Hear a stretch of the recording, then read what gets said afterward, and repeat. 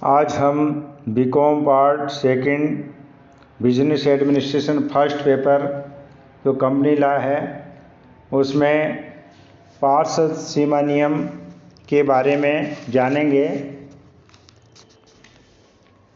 Company के समामेलन के लिए रजिस्ट्रार के समक्ष प्रस्तुत किए जाने वाले प्रलेखों में से पार्षद सीमा नियम एक महत्वपूर्ण प्रलेख है। यह प्रलेख प्रत्येक प्रकार की कंपनी द्वारा तैयार किया जाता है। यह कंपनी का आधारभूत प्रलेख होता है, यानी ये आधार होता है जो कंपनी के कार्यक्षेत्र को निर्धारित करता है। साथ ही ये कंपनी के सदस्यों के दायित्व की सीमा को भी निर्धारित करता है। यही नहीं, यह प्रलेख अनेक दृष्टिकोणों से महत्वपूर्ण है। इस अध्याय में जो सीमा नियम का जो टॉपिक है इसमें हम पढ़ेंगे। तो सबसे पहले इसको जानने के लिए इसके अर्थ एवं परिभाषा को पढ़ेंगे अपन। पार्षद सीमा नियम कंपनी का एक महत्वपूर्ण प्रलेख होता है जो कंपनी के संबंध में अनेक तथ्यात्मक सूचनाएं प्रदान करता है। यह कंपनी का नाम तथा स्थान, कंपनी के उद्देश्य, उसकी पूंजी तथा सदस्यों का दायित्व आदि की जानकारी प्रदान करने वाला प्रलेख है। यह कंपनी के कार्यक्षेत्र, अधिकार, उद्देश्यों तथा कंपनी की प्रकृति को प्रकट करने वाला महत्वपूर्ण प्रलेख है। पार्षद सीमा नियम के लिए कुछ परिभाषाएं जो है वो अधिनियम में भी दी गई है, कुछ विद्वानों ने भी दी है।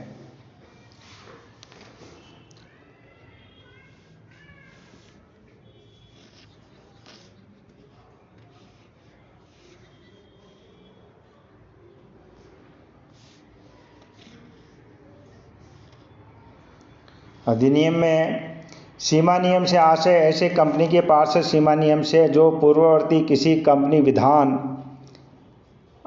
अथवा इस अधिनियम के अनुसरण में मूल रूप से बनाया गया अथवा समय समय पर परिवर्तित किया गया है। अधिनियम में दी गई सीमा नियम की परिभाषा के अध्ययन से सीमा नियम की प्रकृति को समझा नहीं जा सकता, इसलिए कुछ विद्वानों की परिभाषा लेंगे। लॉर्ड जस्टिस केयर्न्स के अनुसार पार्षद सीमा नियम कंपनी का अधिकार पत्र है और यह कंपनी अधिनियम के अधीन स्थापित कंपनियों के अधिकारों की सीमाओं को परिभाषित करता है। क्या लिमिटेशन है, उनके अधिकार कहाँ तक हैं, इसको परिभाषित करता है।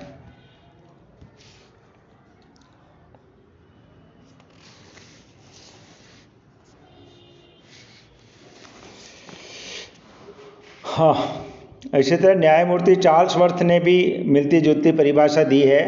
पार्षद सीमा नियम का अधिकार पत्र है, पार्षद सीमा नियम कंपनी का अधिकार पत्र है जो उसकी शक्तियों की सीमाओं को परिभाषित करता है। लॉर्ड शेलबॉर्न के अनुसार पार्षद सीमा नियम कंपनियों का महत्वपूर्ण एवं अपरिवर्तनीय अधिकार पत्र है। कंपनियों का समामेलन केवल उन्हीं उद्देश्यों के लिए होता है जो पार्षद सीमा नियम में दिए रहते हैं। न्यायमूर्ति बॉवेन के अनुसार पार्षद सीमा नियम वे आधारभूत शर्तें होती हैं जिनके आधार पर कंपनी के समामेलन की आज्ञा प्रदान की जाती है। ये शर्तें ऋणदाताओं, बाह्य जनता एवं अंशधारियों के हितों के लिए सम्मिलित की जाती हैं। पॉमर के अनुसार पार्षद सीमा नियम वह प्रलेख है जिसमें उन उद्देश्यों का उल्लेख होता है जिसके लिए कंपनी का निर्माण किया जाता है, यानी वो उद्देश्य उसमें आते हैं, पामर ये कहते हैं, जो इसके लिए कंपनी का निर्माण किया जाता है। अतः यह उस कंपनी के कार्यकलापों के क्षेत्र को प्रकट करता है जिसके बाहर इसके कार्य नहीं हो सकते हैं। यह कंपनी की शक्तियों को परिभाषित तथा परिसीमित करता है। इस प्रकार स्पष्ट है कि कंपनी सीमा नियम का आधारभूत कंपनी का प्रलेख ये अधिकार पत्र माना जाता है जिसमें कंपनी से संबंधित अनेक महत्वपूर्ण सूचनाओं जैसे कंपनी का नाम, पंजीकृत कार्यालय का स्थान, उद्देश्यों के दायित्व, कंपनी की अंश पूंजी आदि का उल्लेख होता है। इसमें उल्लेखित उद्देश्य कंपनी की क्रियाओं के क्षेत्र में शक्तियों की सीमाओं को निर्धारित करते हैं जिनके बाहर कंपनी कोई भी कार्य नहीं कर सकती है। इसमें वे सभी मूलभूत शर्तें दी होती हैं जिनके आधार पर कंपनी के समामेलन की अनुमति प्रदान की जाती है। इसमें उन व्यक्तियों अभिदाताओं का नाम जो इच्छुक हैं कंपनी बनाने के, पता, हस्ताक्षर तथा अन्य विवरण भी होता है जो कंपनी के समावेलन के इच्छुक होते हैं तथा इस कंपनी के प्रथम सदस्य बनने के हेतु अपनी सहमति देते हैं। विशेषताएं, अब इससे परिभाषाओं से विशेषता देख सकते हैं हम। ये एक आधारभूत प्रलेख होता है और कंपनी का अधिकार पत्र भी कहा जाता है। यह प्रत्येक कंपनी के लिए बनाया जाना अनिवार्य है, यानी किसी भी कैटेगरी की जो कंपनी है उसको पार्षद सीमा नियम बनाना अनिवार्य है। यह प्रत्येक कंपनी द्वारा मौलिक रूप से तैयार किया जाता है। इसमें कंपनी के समामेलन के उद्देश्य होते हैं। अगली विशेषता, ये कंपनी के अधिकारों और शक्तियों की सीमाओं को निर्धारित करता है। अगली विशेषता ये है कि इसमें उन मूलभूत शर्तों का भी उल्लेख होता है जिसके आधार पर कंपनी के समामेलन के पंजीयन की अनुमति प्रदान की जाती है। अगला यह है, इसमें कंपनी के निर्माण की इच्छुक ऐसे व्यक्तियों के नाम, पता तथा अन्य विवरण होता है जो कंपनी के समामेलन के पश्चात कंपनी के प्रथम सदस्य बनना स्वीकार करते हैं। जब किसी कंपनी के सीमा नियम का पंजीयन हो जाता है तो कंपनी का समामेलन हुआ मान लिया जाता है और समामेलन कंपनी ही पृथक अस्तित्व रखती है। सीमा नियम का उद्देश्य अंशधारियों और ऋणदाताओं तथा कंपनी के साथ साथ लेन देन करने वाले सभी व्यक्तियों को कंपनी की अधिकृत क्रियाओं के क्षेत्र से अवगत कराना है। सीमा नियम के पंजीयन के पश्चात यह एक सार्वजनिक प्रलेख बन जाता है तथा कंपनी से व्यवहार करने वाले प्रत्येक व्यक्ति से यह आशा की जाती है कि वह कंपनी से व्यवहार करने से पूर्व इसे देख, पढ़ तथा समझ लेगा। अगली विशेषता है, सीमा नियम कंपनी तथा इसके सदस्यों के बीच अनुबंध का निर्माण करता है। और सीमा नियम, अगली विशेषता, सीमा नियम कंपनी तथा तृतीय पक्षकारों के मध्य अनुबंध का आधार है। नेक्स्ट विशेषता है, सीमा नियम के क्षेत्र के अंतर्गत किए गए कार्यों एवं अनुबंधों के लिए ही तृतीय पक्षकार कंपनी तथा इसके संचालकों को बाध्य कर सकते हैं। और लास्ट में हम कह सकते हैं सीमा नियम एक परिवर्तनीय प्रलेख है। इसमें परिवर्तन एवं पुनः परिवर्तन किया जा सकता है। पार्षद सीमा नियम के उद्देश्य की बात करें तो पहला उद्देश्य है कंपनी के अधिकार एवं कार्य क्षेत्र से अवगत कराना। कंपनी के सीमा नियम का प्रथम उद्देश्य उन लोगों को कंपनी के अधिकार एवं कार्य क्षेत्र से अवगत कराना है जो कंपनी के अंशों एवं ऋण पत्रों को क्रय करने अथवा धन का कंपनी में विनियोजन करते हैं। इससे विनियोजकों को उनके द्वारा लगाए गए धन के किए जाने वाले उपयोग तथा उसमें निहित जोखिम का ज्ञान हो जाता है। अगला है अनुबंधी स्थिति से अवगत कराना। दो मुख्य उद्देश्य लेते हैं अपन। सीमा नियम का दूसरा उद्देश्य बाह्य पक्षकारों को कंपनी की अनुबंध करने की स्थिति से अवगत कराता है। अन्य शब्दों में बाह्य पक्षकार सीमा नियम के उद्देश्य वाक्य को देखकर इस बात का पता लगा सकते हैं कि कंपनी किस प्रकार के अनुबंध कर सकती है और किस प्रकार के अनुबंध नहीं कर सकती है।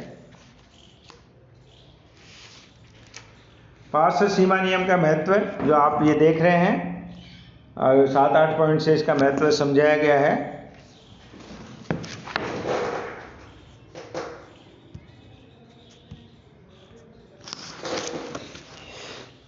पार्षद सीमा नियम कंपनी का एक महत्वपूर्ण प्रलेख होता है। यह कंपनी के व्यवहार करने वाले व्यक्तियों के लिए कंपनी के संविधान का कार्य करता है। प्रसिद्ध विधि विशेषज्ञ SM शाह ने लिखा है कि पार्षद सीमा नियम वह प्रलेख है जो एक कंपनी के संविधान को निश्चित करता है और इसलिए यह वास्तव में वह नींव है जिस पर कंपनी का स्वरूप आधारित होता है। वस्तु स्थिति यह है कि यह एक महत्वपूर्ण प्रलेख है जिसका अनेक पहलुओं से कंपनी के जीवन में महत्व होता है। इतना ही नहीं, अन्य पक्षकार जो कंपनी से व्यवहार करते हैं, जैसा कि मैंने पहले भी बताया, उनके लिए भी इसका महत्व होता है। लॉर्ड मैकमिलन के विचार इस संदर्भ में बहुत अनुकूल हैं। उनका कहना है कि सीमा नियम अंशधारियों, ऋणदाताओं तथा कंपनी के साथ व्यवहार करने वाले लोगों को कंपनी के अधिकार क्षेत्र के बारे में बताता है, जिसके आधार पर वे कंपनी के साथ भरोसे के साथ व्यवहार कर सकें। कुछ महत्व जो है ये है, जैसे इसी में निकल के आया कंपनी का आधार। पारदर्शी सीमा नियम प्रत्येक कंपनी का आधार होता है। इस प्रलेख के बनाए बिना कंपनी का समामेलन भी संभव नहीं होता। शाह ने लिखा है कि यह वास्तव में वह आधार है जिस पर कंपनी का ढांचा निर्भर करता है। कंपनी के जीवन में इसके अत्यधिक महत्व के कारण ही इंग्लैंड में 1890 तक इसे एक अपरिवर्तनीय प्रलेख माना जाता था। अभी तो जिसे परिवर्तनीय हो गया है। अब भी सामान्यतः इस प्रलेख में परिवर्तन नहीं किया जा सकता। कुछ विशेष परिस्थितियों में ही इसमें परिवर्तन करने की आज्ञा मिलती है। अगला है कार्यक्षेत्र का निर्धारण। कंपनी का सीमा नियम कंपनी के कार्यक्षेत्र को निर्धारित करता है। कंपनी इसी के द्वारा निर्धारित क्षेत्र में कार्य कर सकती है। रमैया ने लिखा है कि सीमा नियम वह क्षेत्र है जिसके बाहर कोई भी कंपनी जा नहीं सकती है। अगली जो विशेषता है वह है कंपनी के अधिकारों का स्रोत। सीमा नियम कंपनी के अधिकारों का स्रोत है, जहाँ से उसको अधिकार मिलते हैं, जिससे इसमें जिन उद्देश्यों की प्राप्ति के लिए कंपनी को अधिकृत किया जाता है, कंपनी उन्हीं कार्यों को कराने का अधिकार रखती है। कंपनी के अधिकार क्षेत्र को बढ़ाने के लिए सीमा नियम में ही परिवर्तन करना पड़ता है। इस प्रकार सीमा नियम कंपनी के अधिकार का स्रोत है। फिर है कंपनी का पथ प्रदर्शक। पारदर्शी सीमा नियम कंपनी का मार्गदर्शक एवं पथ प्रदर्शक के रूप में भी माना जा सकता है। यह कंपनी को उन कार्यों को करने के लिए प्रेरित करता है जो कंपनी के उद्देश्यों की पूर्ति के लिए आवश्यक है, तथा उन कार्यों को करने से रोकता है जो कंपनी के कार्यक्षेत्र से बाहर हैं। विनियोजकों की सुरक्षा। सीमा नियम के द्वारा निर्धारित उद्देश्यों की पूर्ति के लिए कंपनी कार्य करती है और विनियोजक उन उद्देश्यों की पूर्ति के लिए आवश्यक पूंजी लगाते हैं।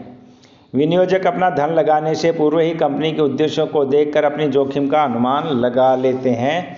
चूँकि कंपनी का सीमा नियम सामान्यतः अपरिवर्तनीय रहता है, अतः कंपनी के उद्देश्य भी नहीं बदल सकते हैं। परिणाम स्वरूप विनियोजकों की जोखिम की मात्रा भी सामान्यतः अपरिवर्तित रहती है। इस प्रकार विनियोजकों की सुरक्षा बनी रहती है। और इसी तरह से ऋणदाताओं की सुरक्षा। पारदर्शी सीमा नियम से ऋणदाताओं की भी सुरक्षा बनी रहती है। वे सीमा नियम को देखकर अपनी जोखिम का ज्ञात कर लेते हैं तथा उसी के अनुसार कंपनी को माल उधार देते हैं अथवा ऋण स्वीकार करते हैं। वे सीमा नियम से कंपनी के सदस्यों के दायित्व की सीमा की जानकारी करके भी अपने ऋणों की सुरक्षा का पूर्वानुमान लगा लेते हैं। इस प्रकार सीमा नियम ऋणदाताओं के लिए महत्वपूर्ण प्रलेख है। फिर है अन्य पक्षकारों की सुविधा। कंपनी का सीमा नियम उन पक्षकारों को अनेक प्रकार से सुविधा प्रदान करता है। इसके माध्यम से अन्य पक्षकार कंपनी के अधिकार क्षेत्र को जान लेते हैं और तथा कंपनी के साथ वे ही अनुबंध करते हैं जिन्हें करने का उस कंपनी को अधिकार होता है। इस प्रकार अन्य पक्षकार कंपनी के अधिकारों के बाहर के कार्यों के लिए अनुबंध करने से बच जाते हैं। इससे वे समय, श्रम, धन आदि की हानि से बच जाते हैं। फिर है राष्ट्रीय हित का पोषक। सीमा नियम राष्ट्रीय हित का पोषक भी कहा जाता है। सीमा नियम में कंपनी के उद्देश्य दिए रहते हैं तथा किसी भी ऐसी कंपनी का समामेलन नहीं करवाया जा सकता है जिसके उद्देश्य राष्ट्रीय हित में बाधक हो। कंपनी का समामेलन तभी किया जाता है जबकि उसके उद्देश्य वैधानिक हो, लोकहित तथा लोक नीति के विरुद्ध न हो। इस प्रकार सीमा नियम के उद्देश्य की स्पष्ट व्याख्या होने से राष्ट्रीय हित की सुरक्षा होती है।